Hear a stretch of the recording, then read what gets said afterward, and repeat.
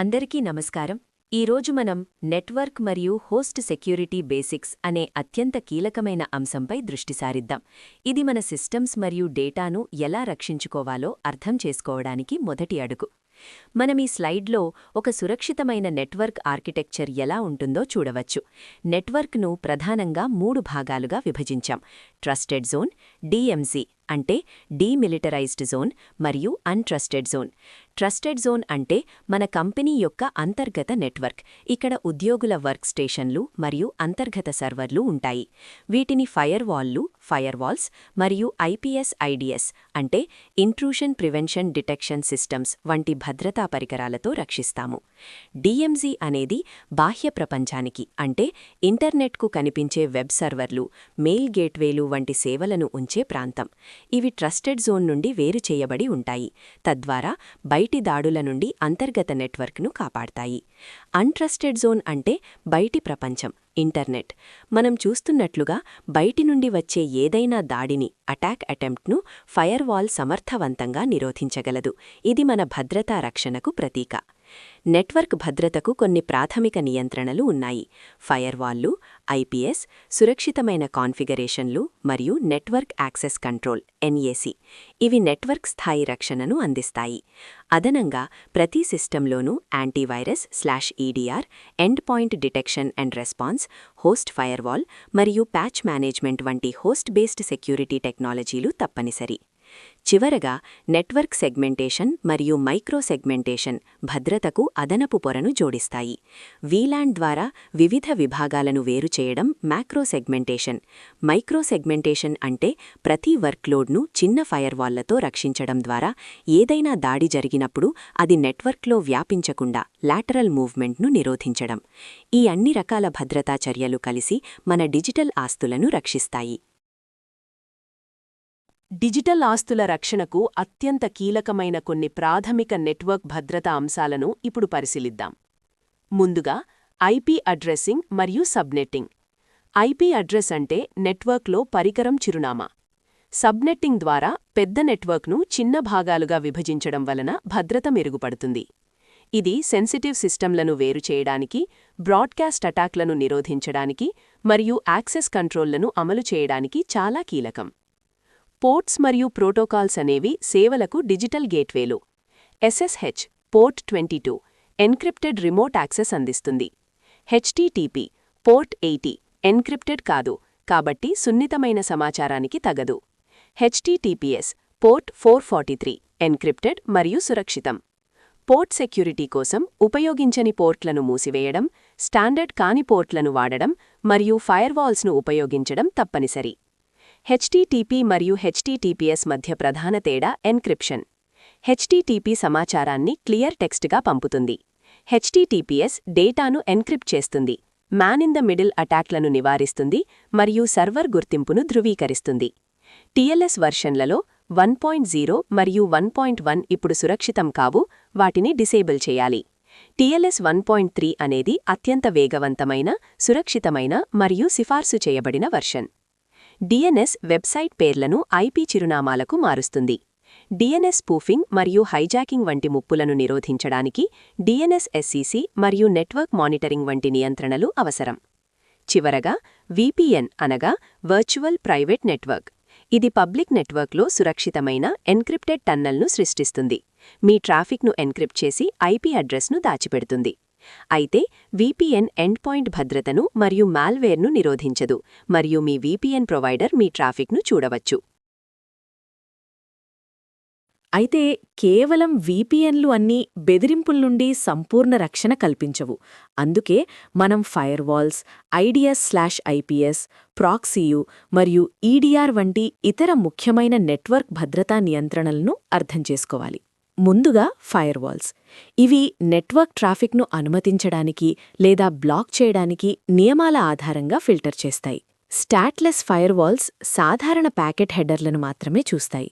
Stateful firewalls connection స్థితిని అర్థం చేసుకుంటాయి. ఇక next generation firewalls NGFW application layer inspection మరియు అధునాతన ముప్పు గుర్తింపును అందిస్తాయి. డీఫాల్ట్ డినై నియమం అంటే అన్నిటినీ బ్లాక్ చేసి అవసరమైన వాటిని మాత్రమే అనుమతించడం. ఇది అత్యంత సురక్షితమైన పద్ధతి. ఇక ఐడియాస్/ఐపీఎస్ విషయానికి వస్తే, ఐడియాస్ ఇంట్రూజన్ డిటెక్షన్ సిస్టమ్స్ దురుద్దేశపూరిత కార్యకలాపాల కోసం ట్రాఫిక్ను మానిటర్ చేసి అలర్ట్లను పంపిస్తాయి. ఐపీఎస్ ఇంట్రూషన్ ప్రివెన్షన్ సిస్టమ్స్ అంతకు మించి అటువంటి ట్రాఫిక్ను క్రియాశీలకంగా నిరోధిస్తాయి. ఇవి సిగ్నేచర్ బేస్డ్, అనామలీ బేస్డ్ మరియు బిహేవియరల్ బేస్డ్ వంటి వివిధ పద్ధతుల ద్వారా బెదిరింపులను గుర్తిస్తాయి. ప్రాక్సీలు రెండు రకాలు. ఫార్వర్డ్ ప్రాక్సీలు యూజర్లకు మరియు ఇంటర్నెట్కి మధ్య ఉండి అవుట్బౌండ్ ట్రాఫిక్ను ఫిల్టర్ చేసి ఐపీ అడ్రస్లను దాచిపెడతాయి. రివర్స్ ప్రాక్సీలు యూజర్లకు మరియు అంతర్గత సర్వర్లకు మధ్య ఉండి లోడ్ బ్యాలెన్సింగ్ మరియు డీడీఓఎస్ రక్షణ వంటివి అందిస్తాయి. చివరగా end point detection and response EDR అనేది సంప్రదాయ యాంటీవైరస్ కంటే చాలా ఎక్కువ.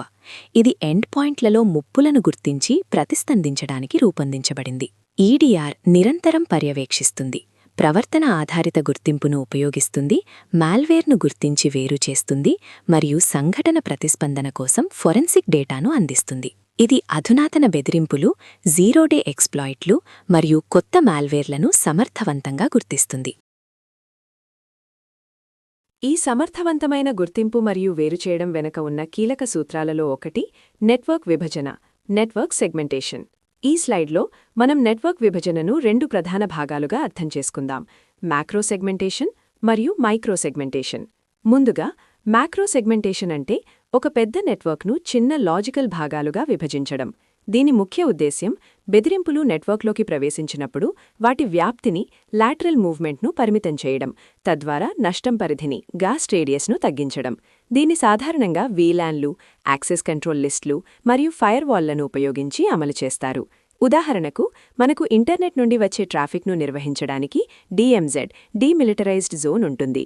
అంతర్గత నెట్వర్క్, అతిథి నెట్వర్క్, సున్నితమైన డేటా కోసం ప్రొడక్షన్ నెట్వర్క్ మరియు డెవలప్మెంట్ నెట్వర్క్ వంటి వేరువేరు వీలాన్లలో విభజించబడతాయి. ప్రతిదానికి ఫైర్వాల్ ద్వారా కఠినమైన యాక్సెస్ నియమాలు ఉంటాయి. ఇప్పుడు మైక్రో సెగ్మెంటేషన్కు వద్దాం. దీనిని నానో సెగ్మెంటేషన్ అని కూడా అంటారు. ఇది నెట్వర్క్ విభజనను మరింత సూక్ష్మస్థాయికి తీసుకువెళ్తుంది. ప్రతి అప్లికేషన్ లేదా సర్వీస్ను దాని స్వంత సెగ్మెంట్లో వేరుచేస్తుంది. ఇక్కడ జీరో ట్రస్ట్, ఎవరినీ నమ్మకూడదు సూత్రం వర్తిస్తుంది. అంటే డిఫాల్ట్గా అన్ని కమ్యూనికేషన్లు నిరోధించబడతాయి మరియు స్పష్టమైన అనుమతులు ఉన్నవాటికి మాత్రమే యాక్సెస్ ఇవ్వబడుతుంది. ఉదాహరణకు, ఒక వెబ్ అప్లికేషన్లో front end, back end API మరియు డేటాబేస్ సర్వీస్లు విడిగా విభజించబడతాయి. ఫ్రంట్ ఎండ్ బ్యాక్ ఎండ్తో పోర్ట్ 5000 ద్వారా మాత్రమే కమ్యూనికేట్ చేయగలదు. బ్యాక్ ఎండ్ డేటాబేస్తో పోర్ట్ 3306 ద్వారా మాత్రమే మాట్లాడగలదు. ఇతర అన్ని అనాధికార కమ్యూనికేషన్లు నిరోధించబడతాయి. ఇది సాఫ్ట్వేర్ డిఫైన్డ్ నెట్వర్కింగ్ మరియు క్లౌడ్ నేటివ్ సెక్యూరిటీ వంటి ఆధునిక పద్ధతులతో అమలు చేయబడుతుంది. ఈ విభజనల ద్వారా మనం లాటరల్ మూవ్మెంట్ను గణనీయంగా తగ్గిస్తాము, నష్టం పరిధిని పరిమితం చేస్తాము మరియు కనిష్ట అధికార సూత్రాన్ని అమలు చేస్తాము. ఇది క్లౌడ్ మరియు కంటైనర్ వాతావరణాలకు ఎంతో అనుకూలం. గత స్లైడ్లో మనం క్లౌడ్ భద్రత గురించి చర్చించుకున్నాం కదా. ఇప్పుడు ప్రస్తుత రిమోట్ వర్క్ ప్రపంచంలో సురక్షితమైన యాక్సెస్ ఎలా ఉండాలో చూద్దాం. రిమోట్ వర్క్ ఇప్పుడు సర్వసాధారణం, కాబట్టి సాంప్రదాయ పెరిమీటర్ సెక్యూరిటీ దీనికి సరిపోదు. మొదట విపిఎన్, వర్చువల్ ప్రైవేట్ నెట్వర్క్. ఇది రిమోట్ యూజర్ను కార్పొరేట్ నెట్వర్క్కు ఇంటర్నెట్ ద్వారా ఎన్క్రిప్టెడ్ టనల్ ద్వారా సురక్షితంగా కనెక్ట్ చేస్తుంది. దీనికి multifactor authentication MFA, network access control NAC అమలు మరియు నిరంతర పర్యవేక్షణ కీలకం. తరువాత జీరో ట్రస్ట్ రిమోట్ యాక్సెస్. దీని ప్రధాన సూత్రం ఎప్పుడూ నమ్మవద్దు, ఎల్లప్పుడూ ధృవీకరించు. ఇక్కడ వినియోగదారుడు ఐఏఎం గుర్తింపు మరియు యాక్సెస్ నిర్వహణ ద్వారా ప్రమాణీకరించబడతాడు. తాత్కాలిక ఆధారాలు జారీ చేయబడతాయి. గుర్తింపు ధృవీకరణ, డివైస్ ఆరోగ్య తనిఖీ మరియు కండిషనల్ యాక్సెస్ దీని కీలక భాగాలు. విపిఎన్ అవసరం లేదు. చివరగా బ్రౌజర్ ఐసోలేషన్. ఈ కాన్సెప్ట్ ప్రకారం వినియోగదారుడి బ్రౌజర్ ఒక ప్రత్యేకమైన, ఒంటరిగా ఉంచిన కంటైనర్ రిమోట్ శాండ్బాక్స్లో రన్ అవుతుంది. దీనివలన వెబ్ ఆధారిత దాడులు మరియు మాల్వేర్ నుండి ఎండ్ పాయింట్ సురక్షితంగా ఉంటుంది. లాటెన్సీ, ప్రత్యేక పరిష్కార ఖర్చులు, కొన్ని పరిమితులు. ఈ 3 విధానాలు రిమోట్ యాక్సెస్ భద్రతను మెరుగుపరచడానికి వేరువేరు మార్గాలను అందిస్తాయి. ఆ రిమోట్ యాక్సెస్ భద్రత యొక్క ప్రాముఖ్యతను నొక్కి చెప్పుతూ నెట్వర్క్లో పార్శ్వ కదలికకు సంబంధించిన ఈ కేస్ స్టడీని ఇప్పుడు చూద్దాం. ఈ కేసులో ఒక కాంట్రాక్టర్ ల్యాప్టాప్ రాజీపడింది, అంటే పాత ఆపరేటింగ్ సిస్టమ్ యాంటీవైరస్ లేదు, నెట్వర్క్ విభజన యాక్సెస్ నియంత్రణ లేకపోవడం మరియు నెట్వర్క్ యాక్సెస్ కంట్రోల్ ఎన్ఏసీ అమలు చేయకపోవడం వల్ల దాడి చేసిన వారు సులభంగా అంతర్గత నెట్వర్క్లోకి ప్రవేశించారు. పార్శ్వ కదలిక అంటే నెట్వర్క్లో అనాధికారికంగా కదలడం. 18 నెలల పాటు ఈ ఉల్లంఘన గుర్తించబడలేదు. దీనికి కారణం పటిష్టమైన పర్యవేక్షణ లోపమే. దీని ఫలితంగా CIA ట్రయాడ్ దెబ్బతింది. గోప్యత, కస్టమర్ కార్డ్ డేటా బహిర్గతమైంది.